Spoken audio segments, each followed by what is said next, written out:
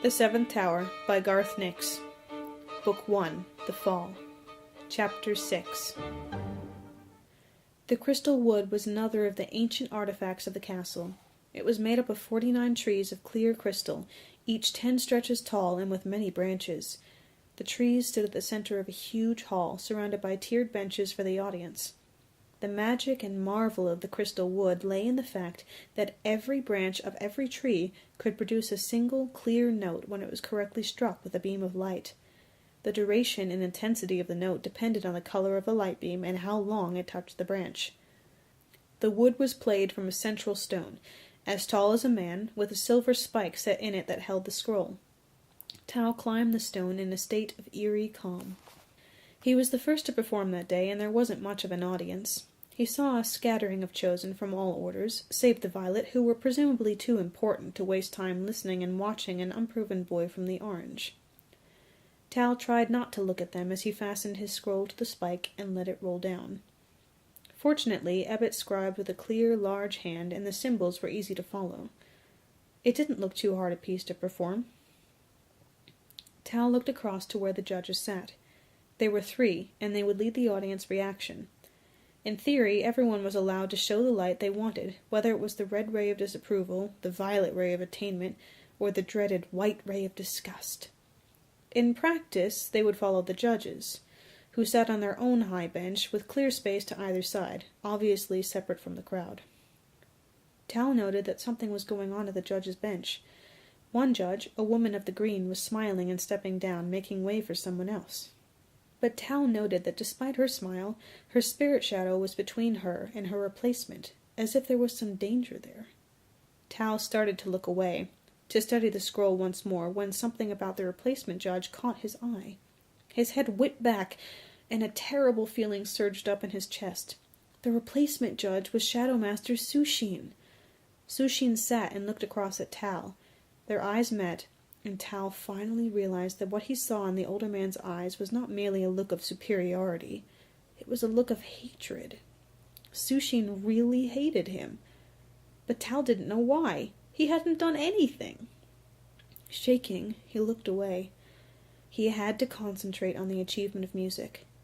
It didn't matter that Sushin was a judge. If Tal did well enough, he would be rewarded. That was how things worked in the castle. All 3 judges settled at the bench.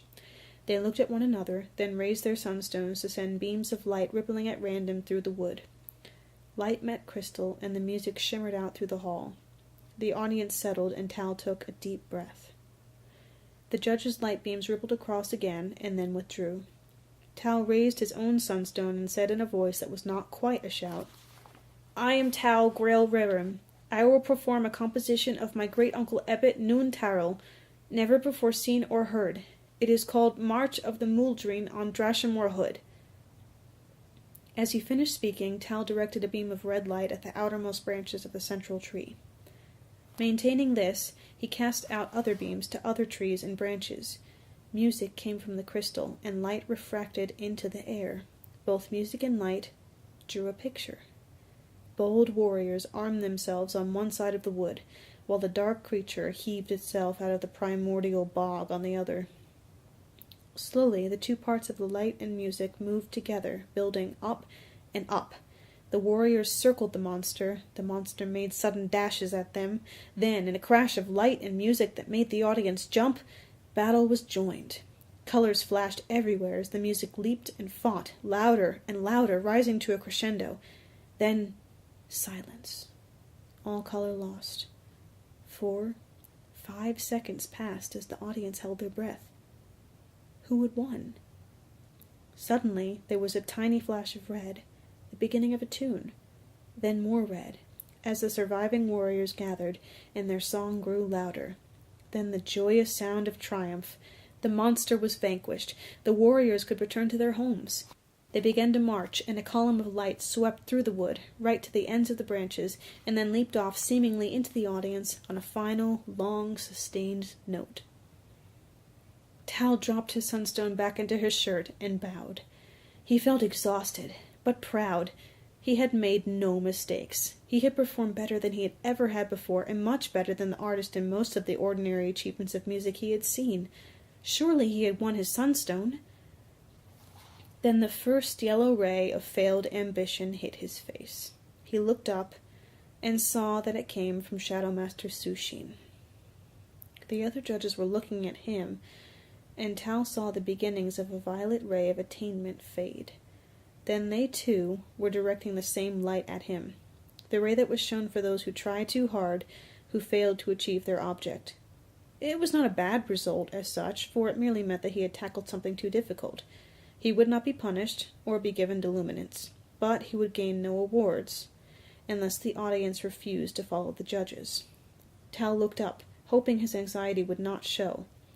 There were a few violet rays coming through, a few blue rays of commendation, an indigo ray of extreme approval, but not enough. Most of the audience, however reluctantly, was following the judge's lead. The light in front of Tal grew more and more yellow, till the decision was absolutely clear.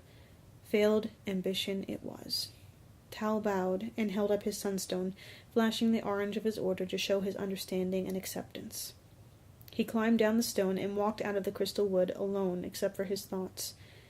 The same thoughts that had been with him for every waking second of the last week. He had to get a primary sunstone. Obviously he could not hope to win one through an achievement, and there was only one way left to him, or only one way he could think of. Tal considered going back to Ebit, but that would mean discussing his failed achievement, and he wasn't ready for that now. It always took a lot of energy to talk to Ebit, to keep him even partly in the same conversation. Tal didn't have that energy. He couldn't face his mother either, or Graf and Kusi. They all depended on him, and so far, he was failing.